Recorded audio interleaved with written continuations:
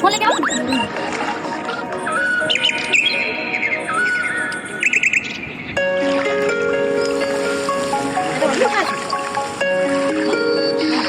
तुम सोकर अभी उठे हाँ?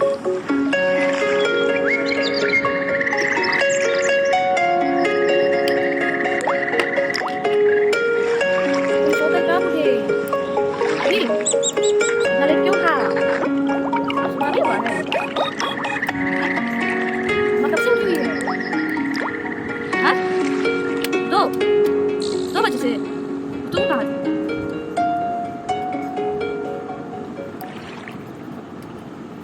पापा क्या कर रहे हैं? दादी से बात हाँ?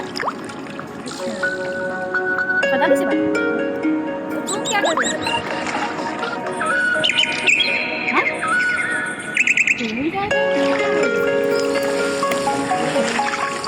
ओए सुन तुम क्या कर रही हो?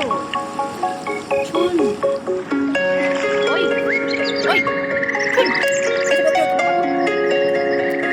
मम्मा को कैसे बोलते हो मम्मा सुन कैसे बोलते हो हाँ? कैसे बोलते हो मम्मा कैसे बोलते हो सुन सुनाओ हाँ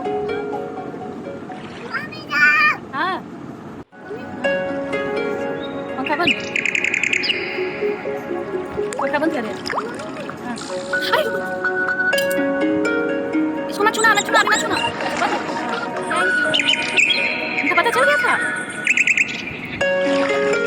थैंक यू राधा तुम मम्मी का हेल्प कर देते हो हाँ मत जाओ पहले तुम रात को कितने बजे सोए थे